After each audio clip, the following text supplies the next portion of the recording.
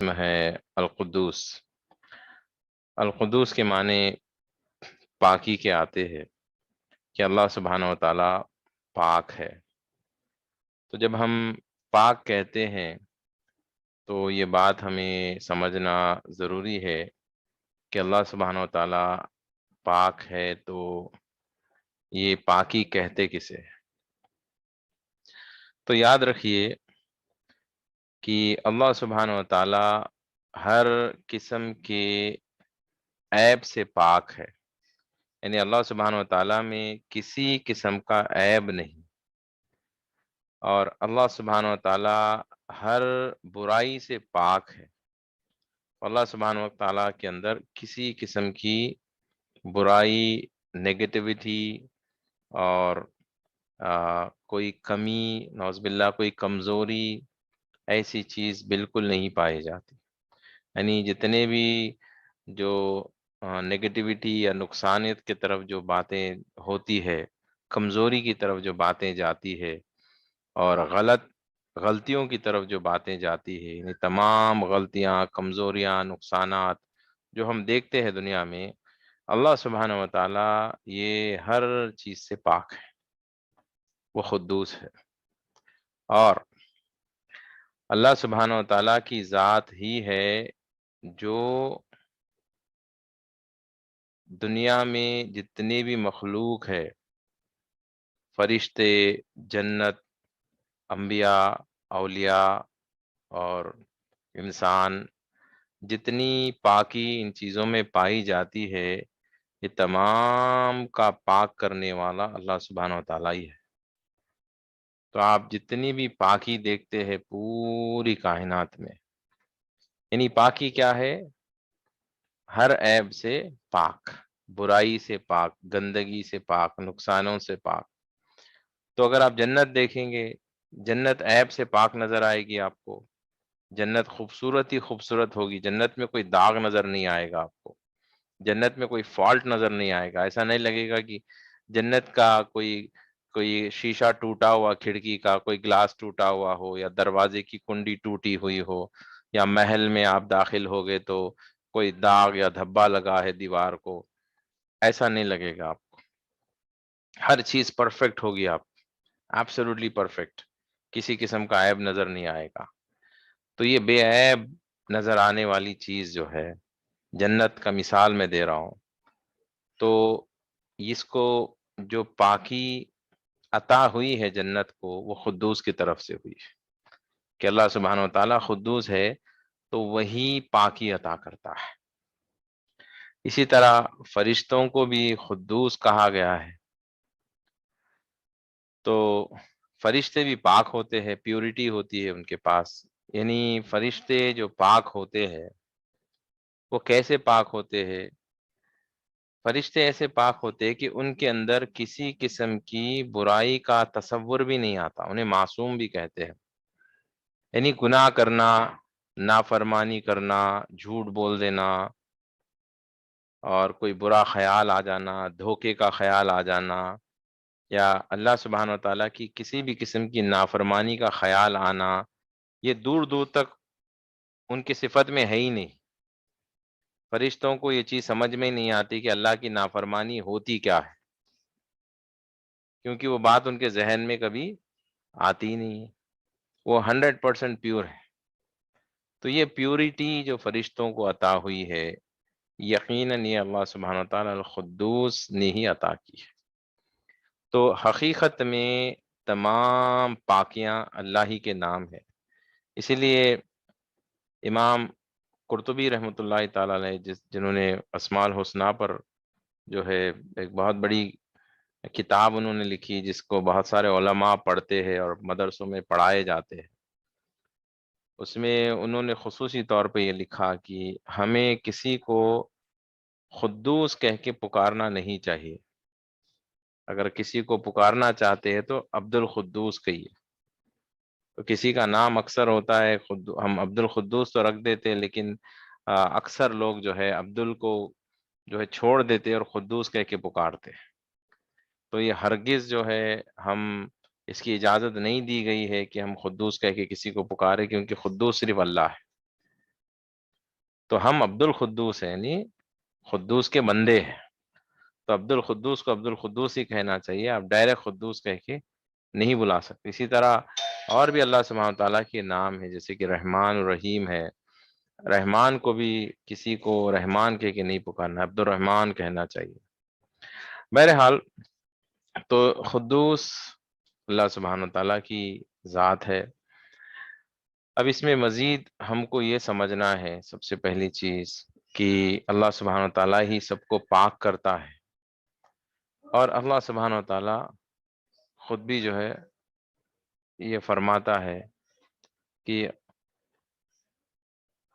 قد افلح من تزکا، یقیناً وہ لوگ کامیاب ہو گئے جس نے اپنے آپ کو پاک کر لیا۔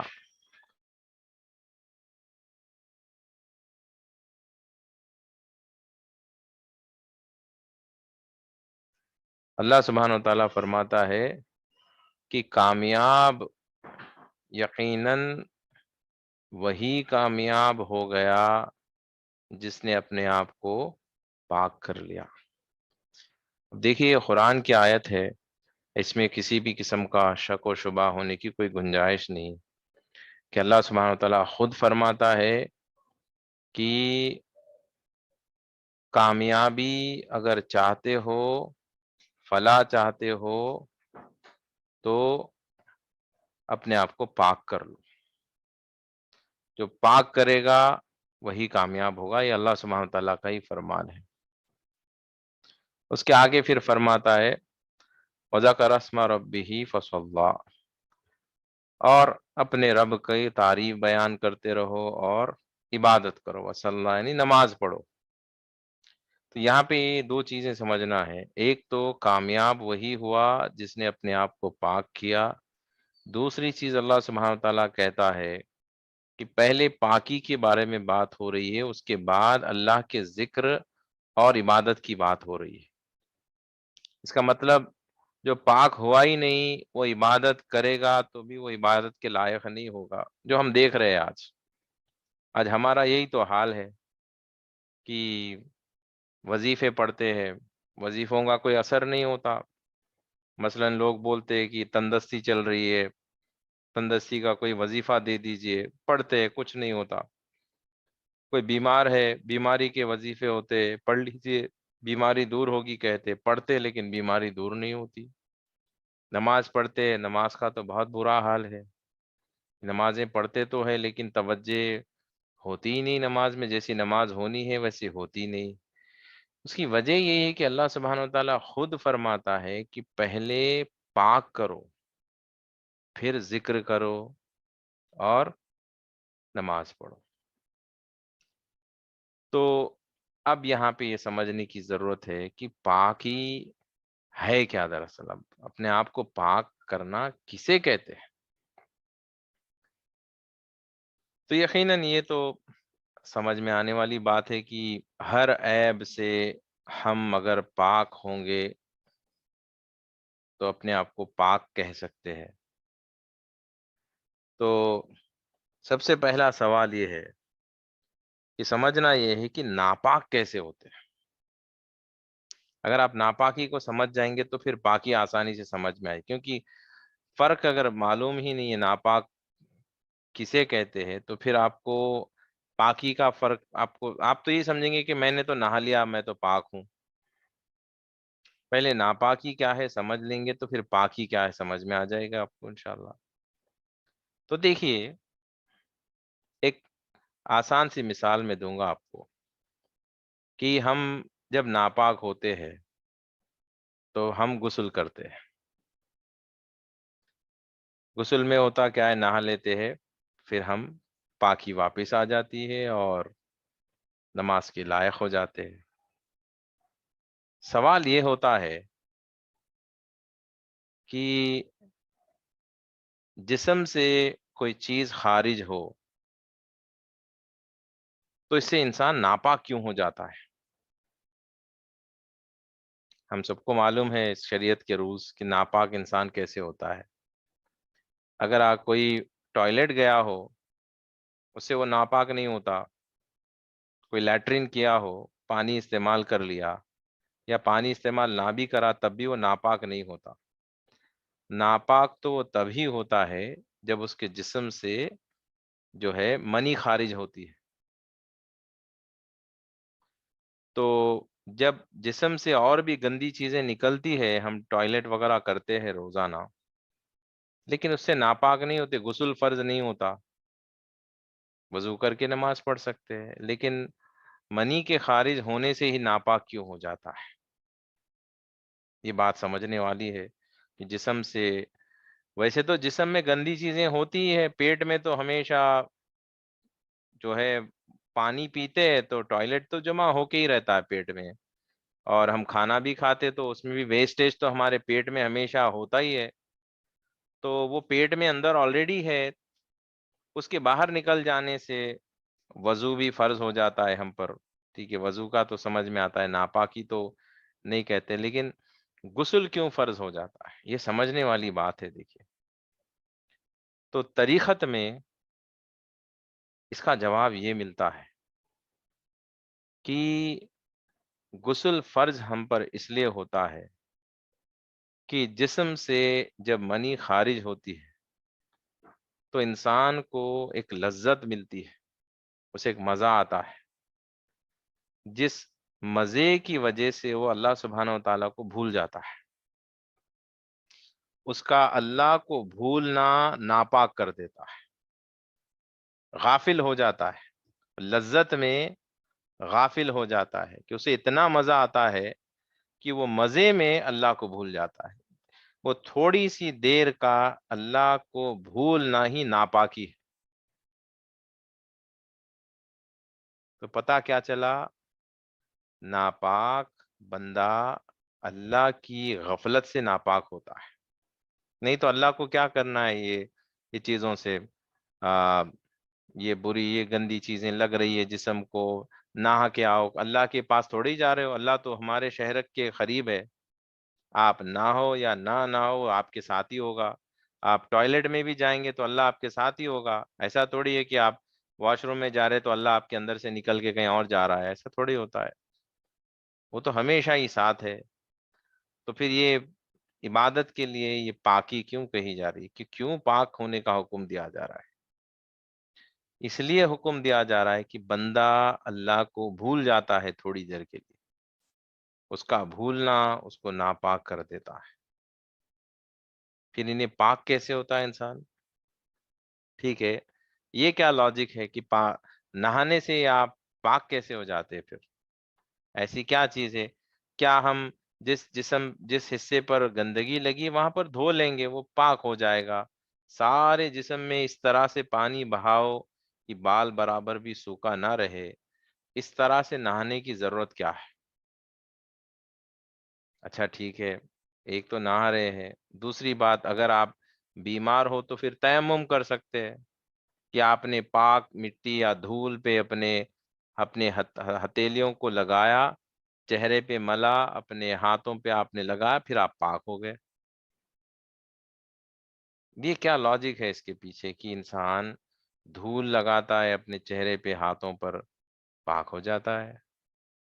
اگر وہی نہیں لگاتا ہے تو پھر وہ ناپاک ہے، نہ وہ نماز پڑھ سکتا ہے، نہ قرآن کو ہاتھ لگا سکتا ہے، اور نہانے میں بھی یہی ہے، اس کو نہانا ضروری ہے، تو اگر نہیں تو پھر وہ ناپاک ہے۔ لیکن اللہ سبحانہ و تعالیٰ کو ان چیزوں سے کیا لینا دینا ہے؟ تو نہانے میں اور تیمم کرنے میں، طریقت میں، اس کا طریقہ یہ ہے کہ میں آپ کو پریکٹیکل بات بتا رہا ہوں۔ یہاں پر ہم صرف جسمانی طور پہ اپنے جسم پہ پانی بہانے کو دیکھ رہے ہیں، حقیقت میں غسل کے معنی طریقت میں یہ بتائے جاتے ہیں کہ جب آپ غسل کرتے ہو تو اللہ کی بارگاہ میں اب آپ یہ نیت کرتے ہو کہ مولا، میں تجھے بھول گیا تھا تھوڑی دیر کے لیے، اب میں چونکہ اپنے سارے جسم کے ساتھ غفلت میں آ گیا تھا، میں اپنے سارے جسم کے ساتھ غفلت میں آ گیا تھا، اب میں اپنے آپ کو توبہ کر کے، تجھ سے معافی مانگ کے، مولا یہ جسم پہ پانی بہاتا ہوں، جسم کے ہر ذرے کو میں پھر سے پانی سے دھوتا ہوں، اور یہ تو جسمانی دھونا ہے، لیکن ہمارا باطن کو ہم نیت سے دھونا پڑتا ہے، جہاں پہ یہ ہوتا ہے کہ مولا میں تجھ سے غافل ہو گیا تھا، تو مجھے معاف کر دے، اب میں سارے اعضاؤں کے ساتھ تیری طرف آنا چاہتا ہوں۔ یہ نیت کر کے جب نہاتے ہیں، اس کے بعد نماز پڑھتے ہیں، مولا یہ تمام اعضاء، میرے ہاتھ، پیر، آنکھ، ناک، ذہن، یہ سارے اعضاء میں تیرے توجہ میں تیری طرف توجہ کرنا چاہتا ہوں، میری یہ نیت ہے۔ وہ نیت سے جب وہ نہاتا ہے اور جب نماز پڑھتا ہے تو وہ نماز اس کی حقیقی نماز ہوتی ہے۔ جسم سے پانی بہا لینا یہ تو شریعت ہے، شریعت تو یہی بولے گی آپ کو، لیکن حقیقت کیا ہے؟ میں یہ بتانا چاہتا ہوں کہ آپ کا غسل کرنا جسم پہ پانی بہانا نہیں، آپ کا جسم سے پانی بہانا یہ تو ظاہری ہے، حقیقت میں آپ کو اپنے باطن کو پاک کرنا ہوتا ہے، جہاں پہ آپ کو یہ نیت کرنا ہوتا ہے کہ مولا اپنی لذت کے خاطر میں تھوڑی دیر کے لیے غافل ہو گیا تھا، اب تجھے معاف کر دے، میں واپس تیری بارگاہ میں رجوع ہونا چاہتا ہوں۔ جب بندہ اس نیت سے نہاتا ہے تو وہ پاک ہوتا ہے، یہ طریقت میں اس طرح سے پاکی کی جاتی ہے۔ اب اس کے بعد وہ ذکر شروع کرتا ہے اور پھر وہ نماز پڑھتا ہے۔ تو اصل میں ہو یہ رہا ہے کہ اب تیمم میں بھی دیکھیے، دھول پہ ہاتھ لگاتا ہے بندہ، تو مقصد دھول کا کچھ نہیں ہے یہاں پر، مقصد اس کا باطن ہے، جہاں پہ وہ نیت کرتا ہے کہ مولا میں اپنے آپ کو پاک کرنا چاہتا ہوں، تیرے بارگاہ میں رجوع ہونا چاہتا ہوں، کیونکہ میں غافل ہو گیا تھا، میں غافل ہو گیا تھا۔ یہ نیت کرنے کو ہی پاکی کہتے ہیں۔ یقیناً شریعت کو فالو کرنا ہے ہمیں، نہانا ضروری ہے۔ آپ یہ بولیں گے کہ میں نیت کر لیا پاک ہونے کی تو میں پاک ہو گیا، شریعت فالو کرنا ہے، لیکن شریعت کے ساتھ ساتھ ہم کو حقیقت کو نہیں بھولنا ہے۔ شریعت تو کہتی ہے کہ آپ نہا لو، لیکن حقیقت یہ ہے کہ آپ کو اپنا ظاہر کے ساتھ ساتھ باطن کو بھی نہلانا پڑتا ہے، جہاں پہ آپ کو یہ نیتیں کرنی ہوتی ہے، یہ توبہ استغفار کرنا ہوتا ہے کہ مولا میں تیری بارگاہ میں رجوع ہونا چاہتا ہوں، سارے اعضاؤں کے ساتھ تیری بارگاہ میں آنا چاہتا ہوں، میرا کوئی بھی جسم کا اعضا کہیں اور مصروف نہیں ہوتا۔ تم نماز میں جب جاتے ہیں تو آپ کا ہاتھ کچھ کام کر رہا ہے، آنکھ کہیں اور دیکھ رہے، ایسا نہیں ہوتا۔ نماز میں سارے اعضا ایک جگہ جمع ہو کر آپ ایک جگہ کھڑے ہو جاتے، آنکھ آپ کی فوکس میں ہوتی ہے، آپ کے کان، آپ کوئی اور چیزیں بیک گراؤنڈ میں کیا ہو رہا ہے، کون بلا رہا ہے، وہ نہیں دیکھتے آپ، آوازوں پہ توجہ نہیں دیتے آپ ادھر ادھر نہیں دیکھتے، آپ کے ہاتھ پیر نہیں ہلاتے، آپ سارے اعضاء کو آپ اللہ کی طرف پھیر دیتے، یعنی توجہ کرتے۔ جسم کا یہ معاملہ ہے، پاک ہونے کا یہ معاملہ ہے، اور یقیناً جسم کے ایک جگہ جمع ہونے کے ساتھ ساتھ آپ کے ذہن کو بھی اللہ سبحانہ و تعالیٰ کی طرف توجہ جب دیں گے، تو ذہن کا توجہ دینا یعنی روح کا توجہ دینا، کیونکہ ذہن کا تعلق روح سے ہے، آپ کی سوچ آپ کی روح کا حصہ ہے، یاد رکھیے، آپ کی جو سوچ ہے یہ لطیف چیز ہے، اس کو آپ پکڑ نہیں سکتے، یہ ہوا کی طرح ہے، کوئی ہارڈ چیز نہیں ہے جس کو پکڑ لیں گے یا آپریشن کر کے آپ کی سوچ کو نکال لیں گے، ایسا نہیں ہے، یہ چیز ہے لطیف، یعنی جیسا ہوا ہوتی ہے ویسے آپ کی سوچ ہوتی ہے، تو آپ کی روح بھی ایسے ہی ہوتی ہے، آپ کی روح بھی لطیف ہے، اس کو پکڑ نہیں سکتے، روح کو پکڑنا ہوتا تو پھر مرنے والے کو بچا لیتے لوگ، کوئی مر رہا ہے تو اس کی روح کو جان ہی نہیں دیتے، اس کو اندر رکھتے، کوئی باکس میں پیک کر کے رکھتے تاکہ وہ روح باہر نہ نکلے، اس کی روح کو پکڑ لے، ہے نا؟ روح کو نہیں پکڑ سکتے کیونکہ وہ ہے اتنی لطیف چیز کی ہوا کی طرح ہے، وہ نکل جاتی ہے۔ تو آپ کی سوچ جو ہے، جو سوچتے ہیں آپ، نیتیں کرتے ہیں، آپ کا ذہن جس طرف آپ لگاتے ہیں، تصور کرتے ہیں، یہ ساری چیزیں آپ کے جسم کے حصے کی نہیں ہے۔ جیسے کہ میں ہاتھ ہلا رہا ہوں، یہ ہاتھ ہلانا کیا ہے؟ یہ میرے باڈی کی حرکت ہے، جسم کا حصہ ہے۔ پیر ہلاتا ہوں، جسم کا حصہ ہے۔ آنکھ سے ادھر دیکھتا ہوں، یہ جسم کا حصہ ہے۔ لیکن میں جب سوچتا ہوں، میری سوچ میرے جسم کا حصہ نہیں ہے، یہ میری روح کا حصہ ہے۔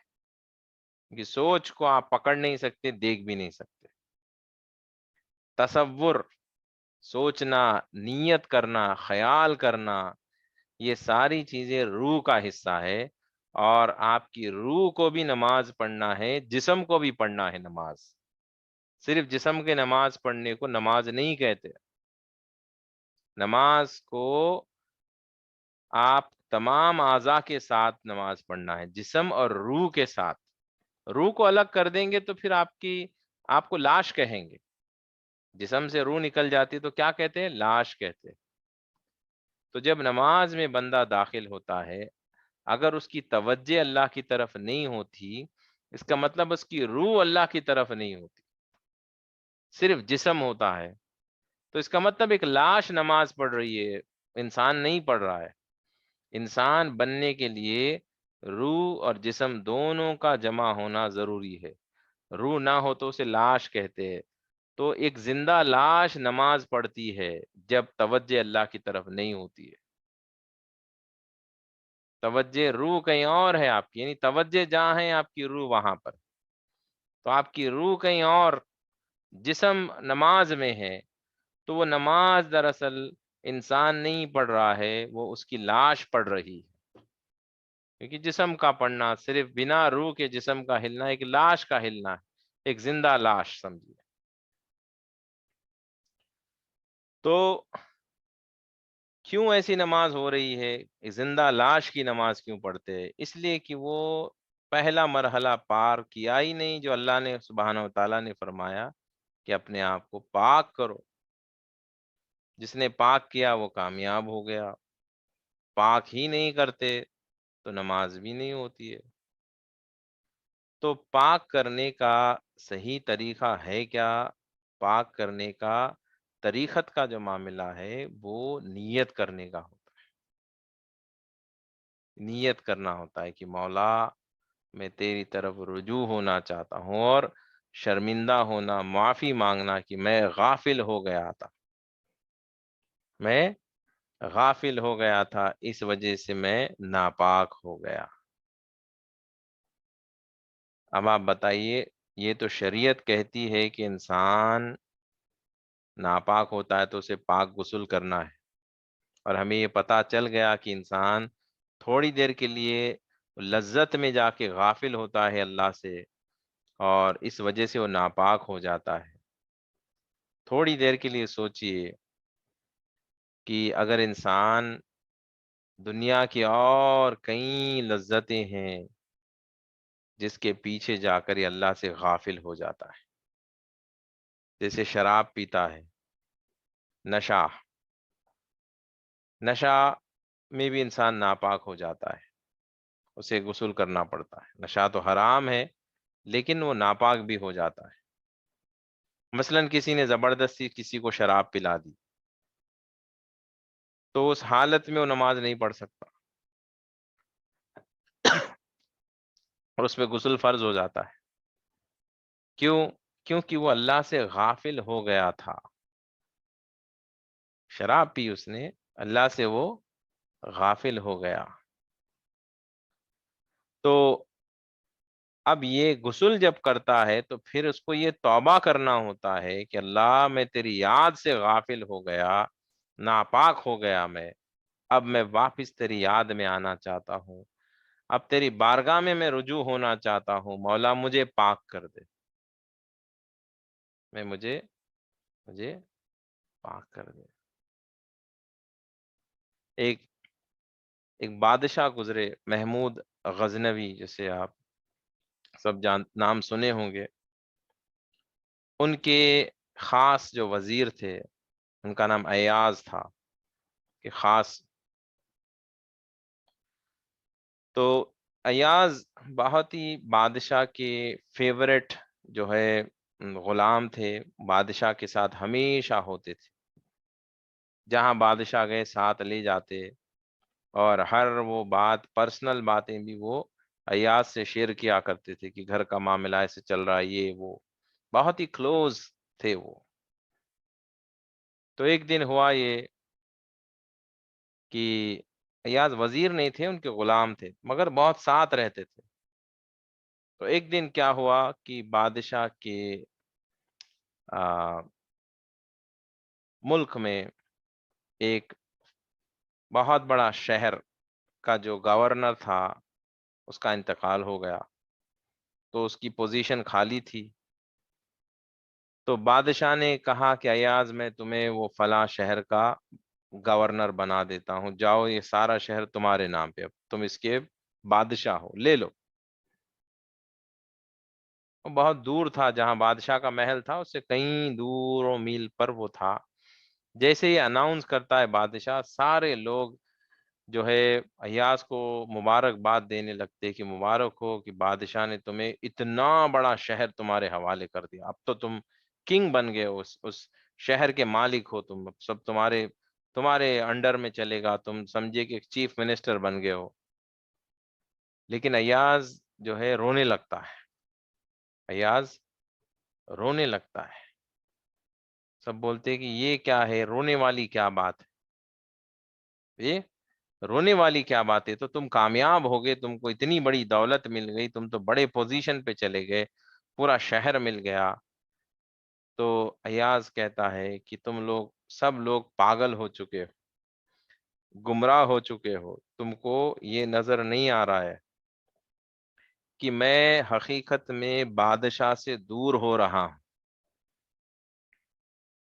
مجھے شہر تو مل رہا ہے، یہ تمہیں نظر آ رہی ہے، لیکن میری حقیقت میں جو لذتیں ہیں اور جو سکون میرے دل کا ہے، وہ بادشاہ کے قریب رہنے میں ہے، کیونکہ میں بادشاہ کو بہت پسند کرتا ہوں اور وہ بھی مجھے پسند کرتا ہے۔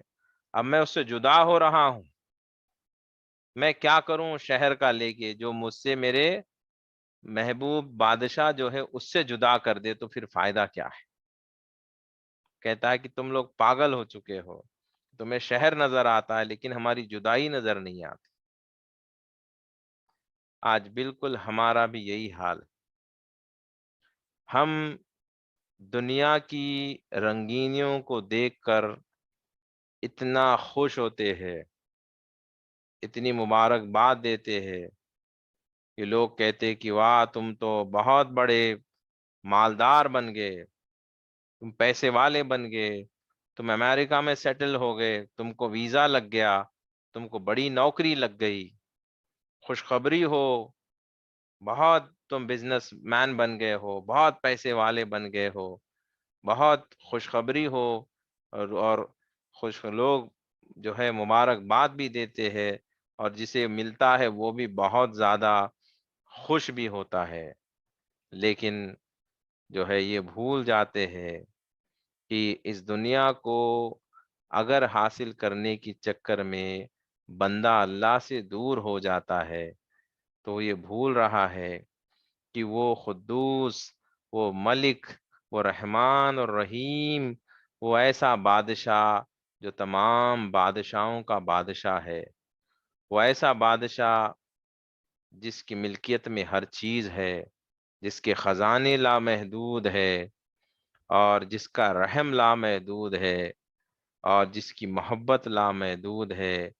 ایسے رب العالمین سے وہ دور ہو رہا ہے، اور یہ مختصر سی دنیا کو حاصل کرنے کے لیے ایسے رحمان سے دور ہو رہا ہے۔ اس کا کسی کو افسوس نہیں ہوتا، یہ کسی کو نظر بھی نہیں آتا۔ لوگوں کو صرف اور صرف دنیا نظر آتی ہے، اور جتنا دنیا میں انسان گم ہوتے جاتا ہے، لوگ اتنی ہی مبارکباد دیتے کہ تم کامیاب ہو رہے ہو، کامیاب ہو رہے ہو۔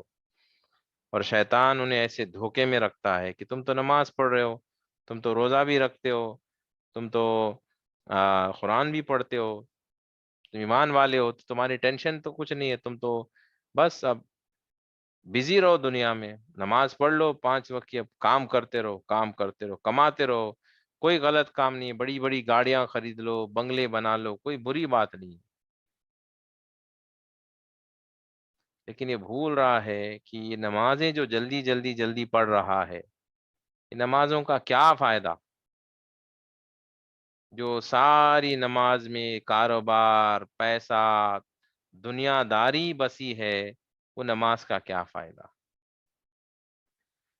یہاں پر تھوڑی دیر کے غفلت سے نشے میں بندہ ہوتا ہے، تھوڑی دیر کی غفلت میں ناپاک ہو جاتا ہے۔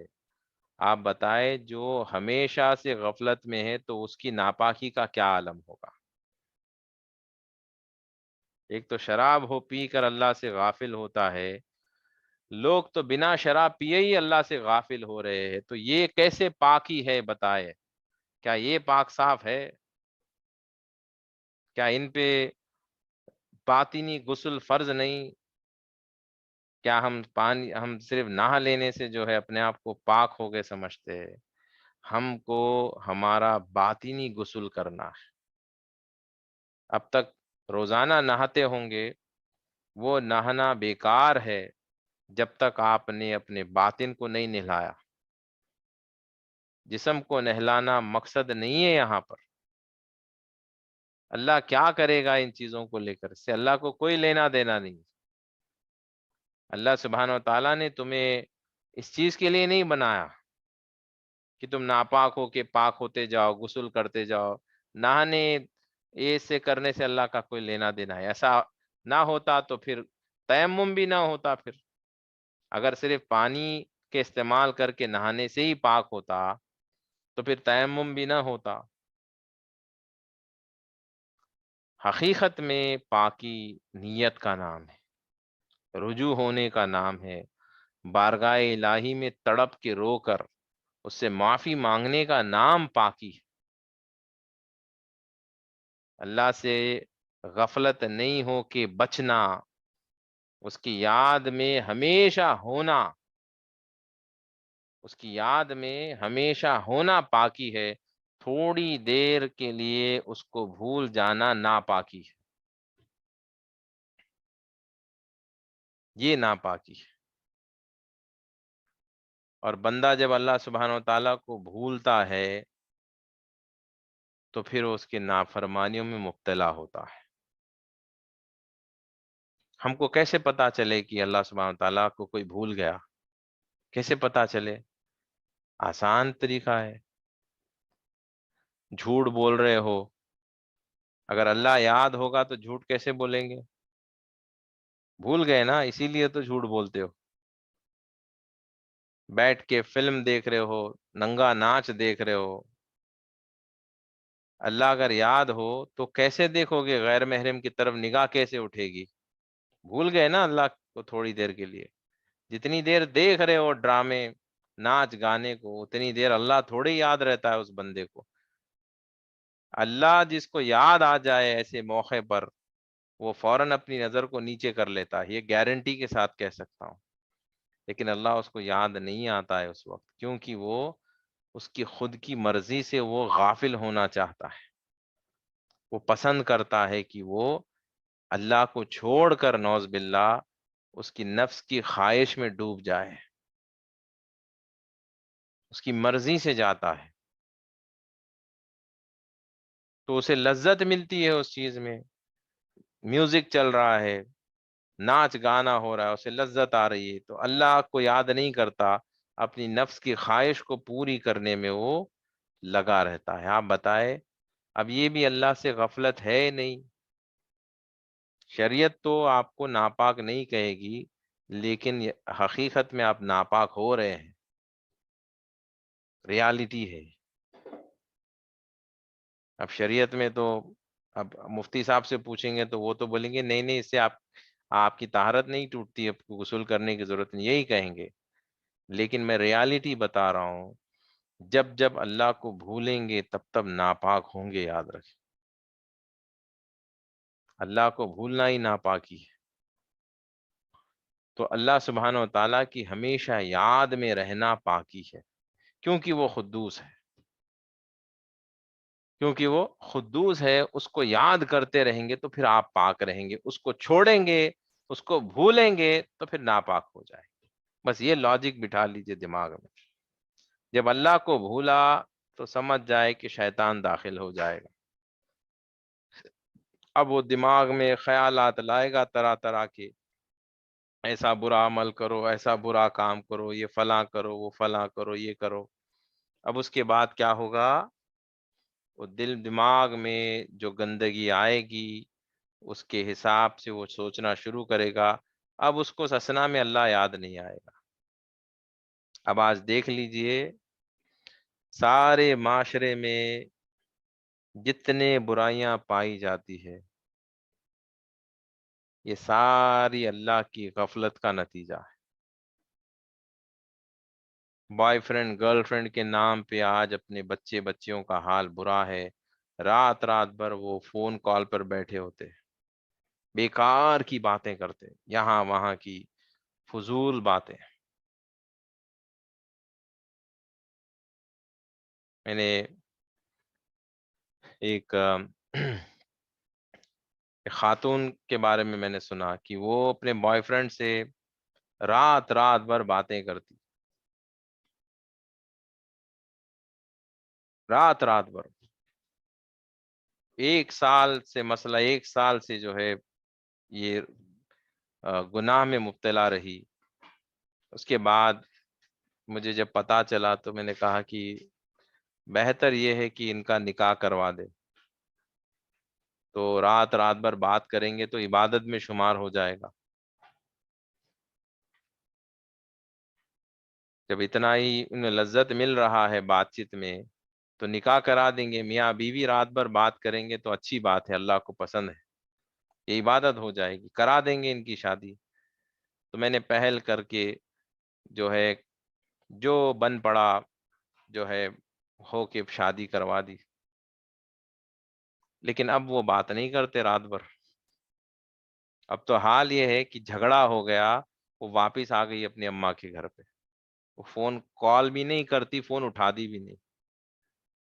اب دیکھیے یہ شیطانی نہیں تو کیا ہے بتائے، کہ شادی سے پہلے رات بھر بات کرتے تھے، شادی ہوتے ہی جب اللہ کی طرف سے یہ اور ثواب میں کنورٹ ہو گیا تو دیکھیے اب بات ہی نہیں کرتے یہ لوگ۔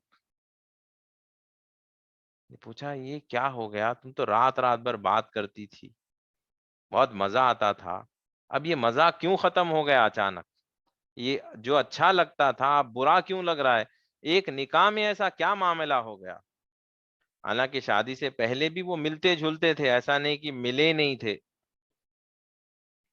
ملنا جھلنا تھا، گھومنا پھرنا تھا، سب ہو رہا تھا، تو شادی کے بعد بھی ملنا جھلنا ہے، تو پھر ایک ہی دن میں، دو دن میں ایسا کیا ہو گیا جو رات رات بھر باتیں کرتے تھے اب وہ ایک لفظ بھی ایک دوسرے کا سننا پسند نہیں کرتے؟ کیوں؟ یہی تو شیطان ہے، یہی تو کرواتا ہے۔ جب تک گناہ ہو رہا ہو وہ آپ کو لذت دکھاتا ہے، جہاں پر ثواب کا معاملہ آ جاتا ہے وہ وہیں پر لذت کو روک دیتا ہے، لذت سمجھ میں نہیں آتی۔ تو اب کئی مردوں کو دیکھیے آپ، شادی شدہ ہونے کے باوجود بھی غیر محرم کی طرف دیکھنا پسند کرتے ہیں، کہتے کہ خود کی بیوی کو دیکھیے صاحب تو بیوی اچھی نہیں لگتی، یہ بھی تو عورت ہے، کیوں اچھی نہیں لگتی؟ اللہ نے ہی تو بنایا ہے اس کو۔ لیکن نہیں، باہر کی عورت زیادہ اچھی لگے گی اس کو، کیوں؟ یہی تو شیطان کرواتا ہے، وہ لذت دکھاتا ہے، مزہ دکھاتا ہے کہ دیکھو دوسری عورت کو دیکھو اچھا لگے گا۔ ہمیں اپنے آپ کو اسی سے پاک کرنا ہے۔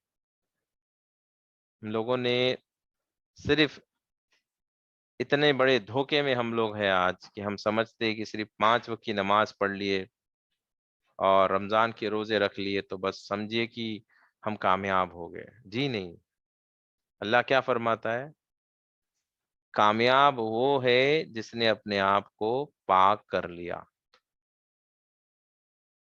یا نہیں تو اللہ تعالیٰ ایسے فرماتا کہ کامیاب وہ ہے جس نے نماز پڑھ لی، روزہ رکھ لیا، زکوٰۃ اور حج ہو گیا تو وہ کامیاب ہو گیا۔ اللہ سبحانہ و تعالیٰ نے یہ نہیں فرمایا، فرماتا ہے کہ کامیاب، یقیناً کامیاب وہی ہے جس نے اپنے آپ کو پاک کر لیا۔ تو اب جنت میں جانے کے خواب بھی دیکھ رہے ہیں تو یہ ضرور یہ آیت کو پڑھ کے عبرت لے لے کہ بنا پاک ہوئے کامیاب ہو ہی نہیں سکتے۔ ویسے تو ہم جنت کی خواہش میں عبادت کرتے ہی نہیں، مگر جو بھی کر بھی رہے ہیں اگر کوئی، تو ان کے لیے یہ بات کہہ رہا ہوں کہ جنت کے خواب اگر دیکھ کے آپ سمجھ رہے ہو کہ میں تو نماز پڑھتا ہوں، میں جنت میں چلا جاؤں گا، میں کہنا یہ چاہوں گا کہ یہ بھی بہت بڑی غفلت ہے۔ ایسی نماز، کیا نماز جس میں اللہ ہی آپ کو اللہ ہی نہ ہو، تو پھر آپ کس کی نماز پڑھ رہے ہو؟ کس کے لیے پڑھ رہے ہو؟ کس کے سامنے جھکتے ہو؟ جس نماز میں آپ کی روح اللہ سے نہ جڑی ہو، وہ نماز نماز ہی نہیں ہے۔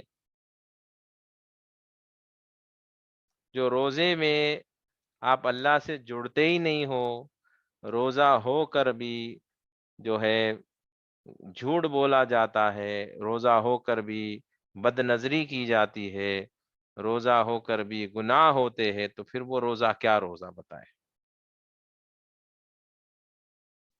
حج کے لیے بھی جاتے ہیں، کیوں کر رہے ہیں، کیا کر رہے ہیں، کیا مقصد ہے، وہ سمجھ میں نہیں آتا، بس ارکان کر کے واپس آ جاتے ہیں۔ وہ ایسا حج حج نہیں، ہم کو ریالٹی میں سمجھنا ہے کہ ہم یہ جو کر رہے ہیں کیوں کر رہے ہیں، کیا کر رہے ہیں۔ جب تک یہ ریالٹی ہم کو سمجھ میں نہیں آئے گی، ہمارا عمل کرنا بیکار ہے، اس کا کوئی فائدہ نہیں ہوتا۔ اب میں آپ کو، میری بات کو غور سے سنیے اور سمجھنے کی کوشش کریے کہ جیسا ہمارا جسم ہے، جسم کے اعضاء ہے، جیسے جسم کے اعضاء ہے، آنکھ ہے، ناک ہے، زبان ہے، ہاتھ پیر، یہ ساری ہماری باڈی ہے نا۔ اسی طرح ہمارے دل کے بھی اعضاء ہوتے ہیں۔ یہ فزیکل دل نہیں بول رہا ہوں میں، وہ دل، ہمارے اندر جو دل ہے اس کی اتنی بڑی اہمیت بتائی گئی ہے کہ ہمارا جو دل ہے وہ اتنی قیمتی چیز ہے، اتنی قیمتی چیز ہے کہ اللہ سبحانہ و تعالیٰ کے عرش سے بھی زیادہ قیمتی چیز ہے۔ وہ کیسے؟ ہمارا دل ایک ایسی جگہ ہے جس میں اللہ سبحانہ و تعالیٰ کی ویسی لامحدود ذات بھی ہمارے دل میں بس جاتی ہے۔ یعنی دل کا اتنا بلند مقام ہے کہ جس میں اللہ بستا ہو۔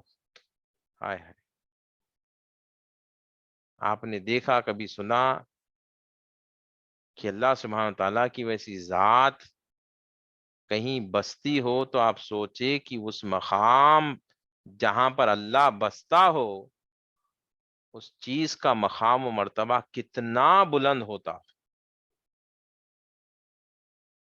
اور اللہ سبحانہ و تعالیٰ کی ذات ہمارے دل میں بستی ہے، تو آپ سوچئے کہ دل، ہمارا جو دل ہے وہ کتنی عظیم چیز ہے جس میں اللہ بستا ہو۔ آپ بتائے، اب یہ اتنی قیمتی چیز ہمارے اندر موجود ہے جس میں اللہ سبحانہ و تعالیٰ کو بسانے کی اتنی صلاحیت ہے، اتنی کیپیسٹی ہے، اتنا پاور ہے۔ اب آپ ایسے دل کو لے کر اس میں اگر گندگی کو بسائیں گے تو آپ سوچئے کتنی بڑی جہالت اور بیوقوفی ہے یہ۔ جس میں اللہ کو بسانا چاہیے، جو چیز اللہ کو بسانے کے لیے بنائی گئی ہے، اس چیز میں آپ دنیا کو بسا رہے ہو۔ بتائے دنیا کی کیا کوئی قیمت ہے؟ یہ لامحدود رب العالمین کے سامنے آپ سوچئے، اس کی کیا اوقات ہے اللہ کے سامنے؟ کیا کریں گے یہ گاڑی بنگلہ پیسہ جس کو دل میں بسا کے دیوانے ہو رہے ہیں؟ کیا کریں گے خوبصورت دلہن کو تلاش کر کے؟ کیا کریں گے یہ دنیا کی رنگینیوں کو تلاش کر کے؟ سب فنا ہو جائے گا، خود بھی دنیا سے چلے جائیں گے، دنیا بھی فنا ہو جائے گی، سب کو معلوم ہے۔ ایسے دل میں آپ بتائے نوجوان بچے ایک غیر محرم بچی کو اس کو دل میں بساتا ہے، کیسی جہالت ہے! وہ تو بوڑھی ہو کے مر جائے گی، اس کی خوبصورتی بھی باقی نہیں رہے گی، خود بھی بوڑھا ہو جائے گا، وہ بھی بوڑھی ہو جائے گی۔ وہ چند لمحوں کی لذت کے خاطر وہ اللہ کو چھوڑ کے وہ غیر محرم عورت کو اپنے دل میں بساتا ہے۔ اللہ اکبر! وہ چند لمحوں کی خواہش، مکان کی، دکان کی، گاڑی کی، بنگلے کی، چند لمحوں کی خواہش کے خاطر وہ اللہ کو چھوڑ کر یہ دنیائی عیش و آرام کو دل میں بساتا ہے۔ بتائے یہ کتنی بڑی جہالت اور بیوقوفی ہے انسان کی! کیا ہمارا دل ایرے غیروں کو بسانے کے لیے بنایا گیا ہے؟ ارے ہمارا دل تو اللہ کو بسانے کے لیے بنایا گیا ہے، یہ بنی اس کے لیے کہ اس میں اللہ بس سکے۔ اللہ نے خود اس کو اس لیے بنایا کہ وہ اس میں بسے۔ جس جگہ پہ اللہ ہو، جس جگہ پہ اللہ بستا ہو، آپ اس جگہ پہ غیر اللہ کو کیسے بسا سکتے ہیں؟ آج ہم نے یہی سب سے بڑی غلطی کر لی ہے کہ دل میں اللہ بستا نہیں ہے، دل میں تو ہم نے غیر اللہ کو بسا رکھا، اسی لیے ہماری ساری عبادتیں تباہ ہو رہی ہے۔ نماز میں نہ اللہ نظر آتا ہے، نہ عبادت کرتے ہیں تو نہ سرور آتا ہے، نہ کوئی دیدار الہی ہوتا ہے، اور نہ ذکر میں کچھ سمجھ میں آتا ہے، نہ نہ عبادتوں میں کچھ لذتیں ملتی ہے، نہ تلاوتیں سننے میں کوئی لذت ہوتی ہے، نہ پڑھنے میں کوئی لذت ہوتی ہے، نہیں ہوتی۔ کیوں؟ کیونکہ دل میں جس کو بسانا تھا ہم نے اس کو بسایا ہی نہیں۔ تو یہ ہمارا جو دل ہے یہ بہت ہی بڑی عظیم و شان چیز ہے، اس کو بچا کے رکھنا ہے۔ اگر آپ پاک ہونا چاہتے ہو تو سب سے پہلی چیز اپنے دل کو پاک کرنا ہوتا ہے۔ دل پاک ہو جائے تو سارا جسم پاک ہو جائے گا۔ نبی کریم صلی اللہ علیہ وسلم نے خود فرمایا کہ انسان کے جسم میں ایک ایسا لوتھڑا ہے، ایسے گوشت کا ٹکڑا ہے جس کے سور جانے سے سارا جسم سور جائے گا، جس کے بگڑ جانے سے سارا جسم بگڑ جائے گا، اور وہ حصہ، وہ ٹکڑا تمہارا دل ہے۔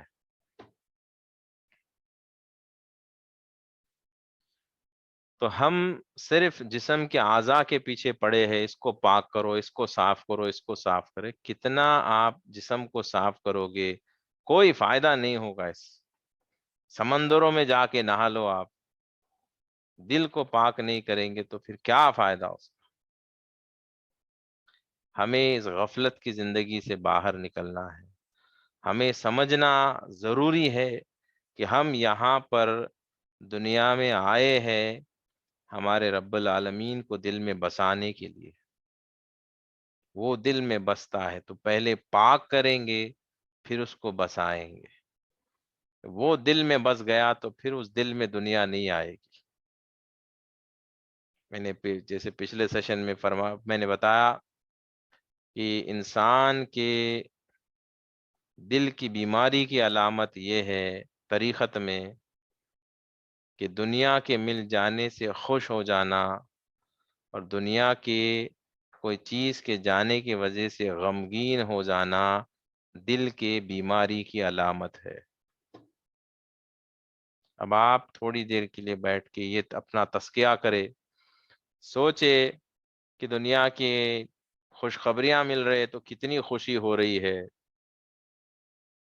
اور دنیا کے جانے سے چیزوں کے گم جانے سے کتنا رو رہے ہو، کتنی تکلیف ہو رہی ہے، آپ اپنے دل سے پوچھ لیجیے۔ آپ کے دل کو کوئی فرق نہیں پڑنا ہے، کیونکہ آپ کے دل میں اللہ ہو تو دنیا کے آنے جانے سے آپ کو کیا فرق پڑتا ہے؟ فرق پڑتا ہے؟ نہیں پڑنا چاہیے نا، کیونکہ بادشاہوں کا بادشاہ آپ کے دل میں بسا ہے، تو پھر یہ دنیا کی کوئی چیز ملنے سے آپ اتنا خوش کیوں ہو جاتے؟ ہاں شکر ادا کر لو، لیکن اس کو اتنا اوور ایکسائٹ ہونے کی کیا ضرورت ہے؟ اللہ کی نعمت ہے کہہ کر شکر ادا کر لے، خوش ہو جائے، مگر اس کے ملنے کے چکر میں آپ پھولے نہیں سما رہے، اتنی خوشی ہو رہی ہے کہ اللہ کو بھول رہے ہیں۔ تو ہمیں پاک کرنا ہے، یہ ذہن میں آپ اچھی طرح سے بٹھا لے۔ اور اللہ سبحانہ وتعالیٰ خود فرماتا ہے، یا ایھا الذین آمنوا اذکروا اللہ ذکرا کثیرا، اے ایمان والو تم میرا ذکر کثرت سے کیا کرو۔ تو پاک ہونے کے بعد یہ ذکرن کثیرہ آتا ہے، جب پاک ہو جائیں گے تب ذکرن کثیرہ، ذکر کثرت سے کریں گے تو پھر قرب الہی حاصل ہوں گی، معرفت الہی کے راستے کھلیں گے، اللہ کے صفات ظاہر ہونا شروع ہوں گے۔ سب آپ ہی کے اندر ہے، اور صرف وہ کھلنا شروع ہوں گے، کچھ نئی چیز اندر نہیں آئے گی، یاد رکھیں سب کچھ آپ کے اندر موجود ہے۔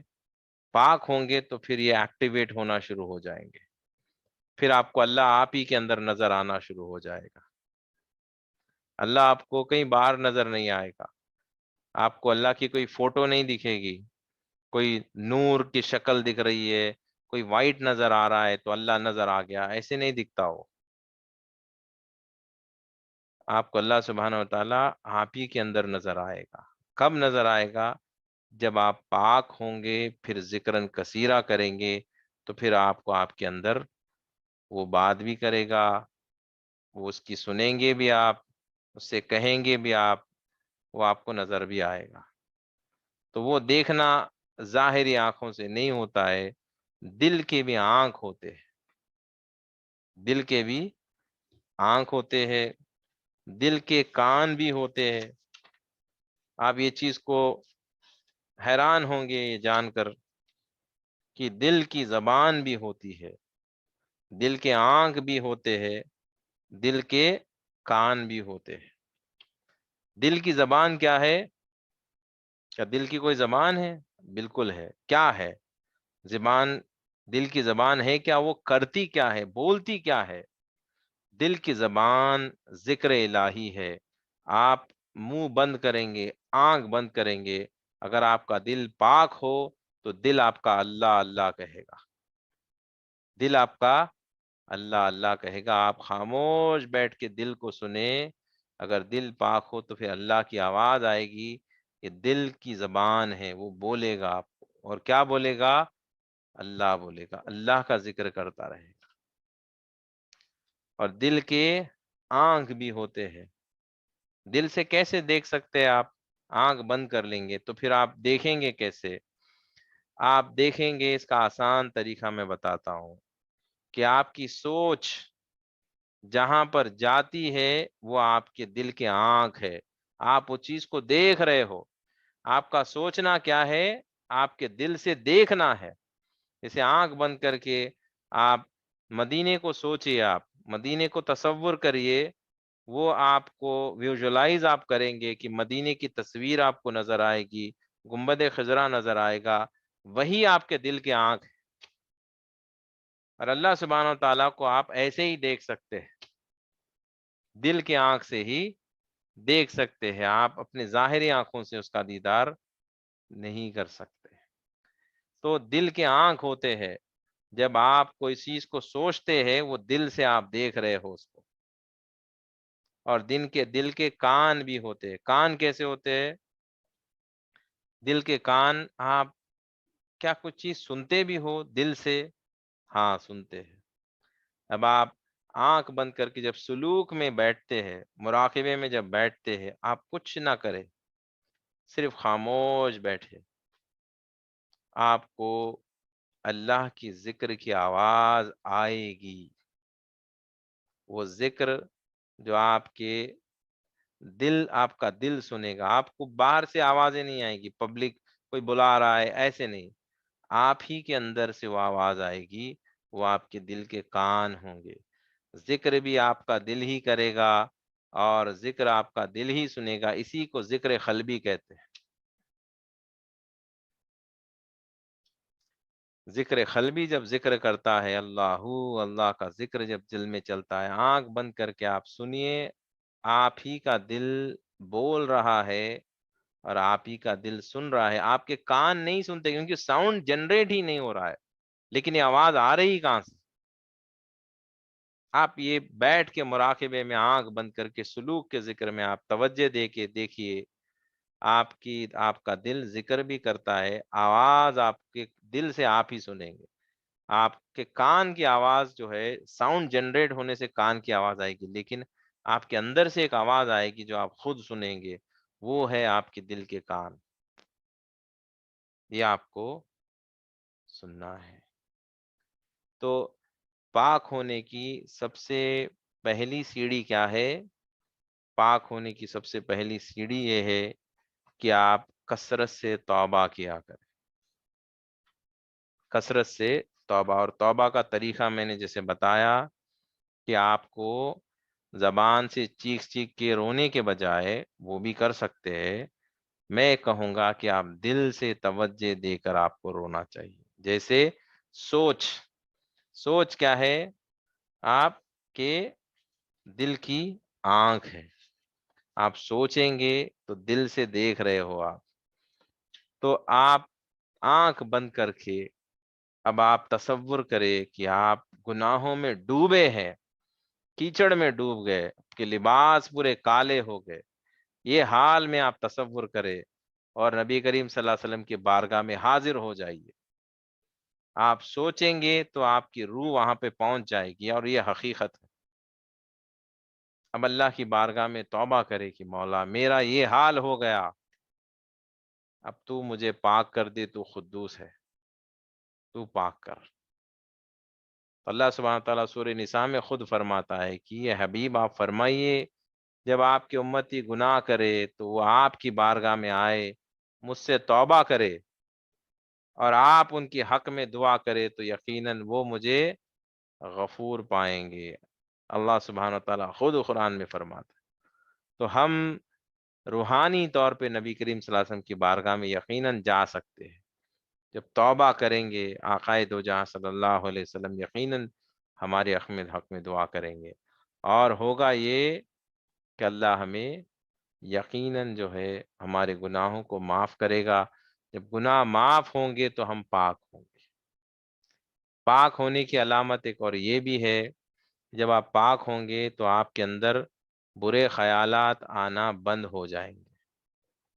برے اعمال کرنا بند کر دیں گے، وہ تو بند ہی ہو جائے گا، خیالات بھی آنا بند ہو جائیں گے. آپ کے دل و دماغ میں کوئی برا کام کرنا، ایسی سوچ آپ کو آئے گی نہیں جیسے عموماً لوگوں کو آتی ہے.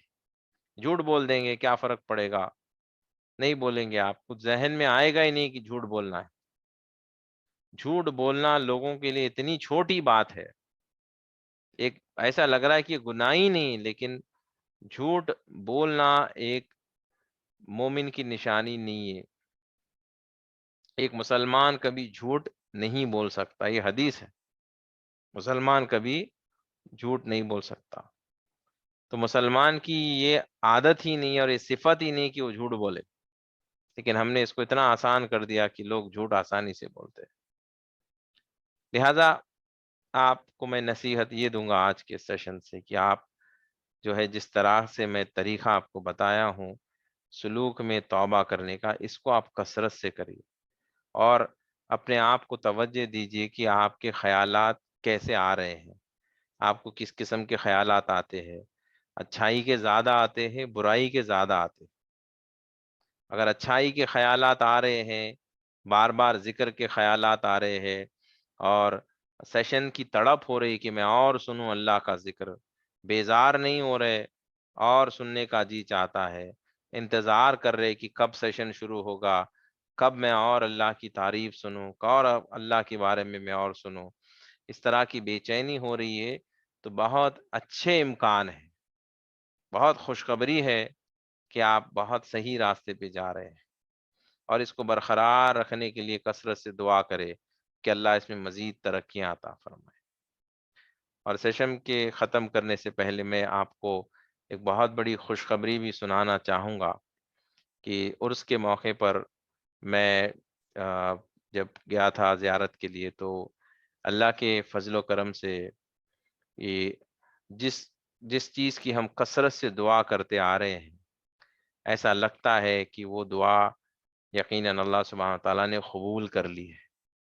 جو چیز روزانہ ہم دعا کرتے کہ اللہ ہمیں تیری محبت عطا فرما دے، تیری محبت عطا فرما دے، تو اللہ کے فضل و کرم سے آ، ہمارے پیر و مرشد نے مجھے ایک ایسی نعمت عطا فرمائی کہ جس کے ذریعے سے انشاءاللہ میں آپ لوگوں کو ایک ایسی رہبری کر سکتا ہوں کہ امید ہے کہ انشاءاللہ اس طریقے سے اگر میں آپ کو رہبری کروں گا تو آپ سب کو اللہ سبحانہ و تعالیٰ کی محبت آپ کے سینوں میں داخل ہو جائے گی انشاءاللہ۔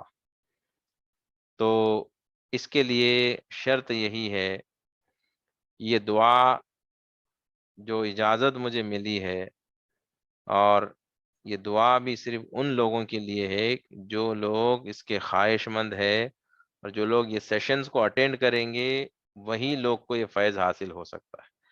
تو نہیں کرے گا تو اس کو ہو سکتا ہے کوئی اور طریقے سے مل جائے، لیکن جو طریقے سے ہم جا رہے ہیں اس سے اس کا ملنا مشکل ہے۔ انشاءاللہ کچھ ہی دنوں میں آپ لوگوں کو ایسی تعلیم دینے والا ہوں جس سے اللہ سبحانہ و تعالیٰ کی محبت آپ کے سینے میں انشاءاللہ داخل ہو جائے گی کہ اللہ سے محبت ہوتی کیسی ہے، اللہ سے محبت، دراصل یہ محبت ہے کیا چیز، اور یہ محبت کیسے داخل ہونا ہے، کیسے ہوتی ہے، کیا کرنا چاہیے، اس ساری چیزوں کی تعلیمات مجھے اللہ کے فضل و کرم سے، ہمارے استاد محترم سے یہ تعلیمات مجھے مل رہے ہیں۔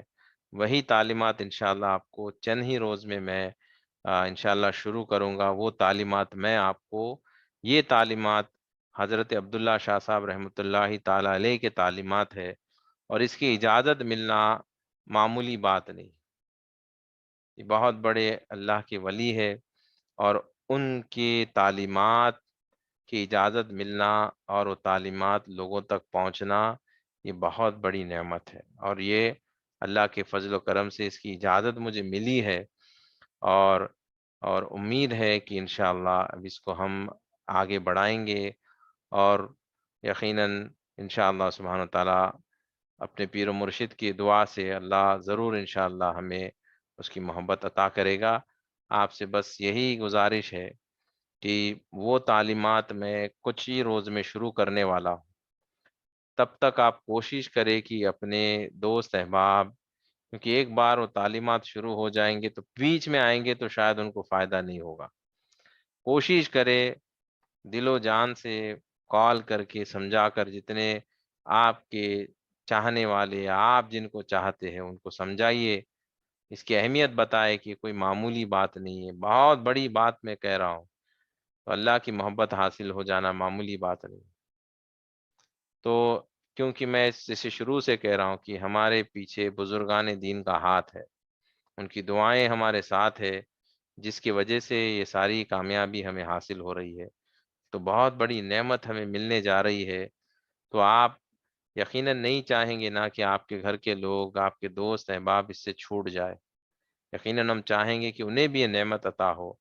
آپ لوگ کوشش کریں، جتنے لوگ حاضر ہے سب کوشش کرے، دل و جان سے دعا کر کے ان کو تعلیم دے کہ سیشنز اٹینڈ کرے، کیونکہ جلد سے جلد ہم وہ نئے سیشنز جس میں ہم محبت کے بارے میں تذکرہ کریں گے انشاءاللہ، اور جس سے انشاءاللہ محبت حاصل ہوگی، تو وہ تعلیمات شروع ہوں گے۔ تو آپ جب تک لوگوں کو جمع کرے، انشاءاللہ پھر میں آپ سے کل صبح کے سیشن میں ملاقات کروں گا، شام میں بھی سیشن ہوگا، تو انشاءاللہ کل پھر ملاقات ہوگی۔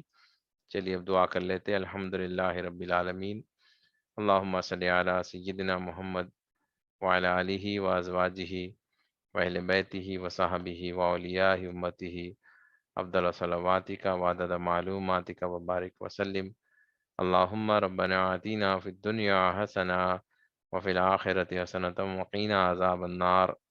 ربنا ظلمنا أنفسنا وإن لم تغفر لنا وترحمنا لنكونن من الخاسرين. اللهم إني أسألك الجنة وأعوذ بك من النار. اللهم إني أسألك حبك وحب من يحبك والعمل الذي يبلغني حبك. اللهم اجعل حبك أحب من نفسي وأهلي ومن الماء البارد. اللهم اجعل في قلبي نورا وفي بصري نورا وفي سمعي نورا وعن يميني نورا وعن يساري نورا وفوقي نورا وتحتي نورا وأمامي نورا وخلفي نورا وجعلي نورا.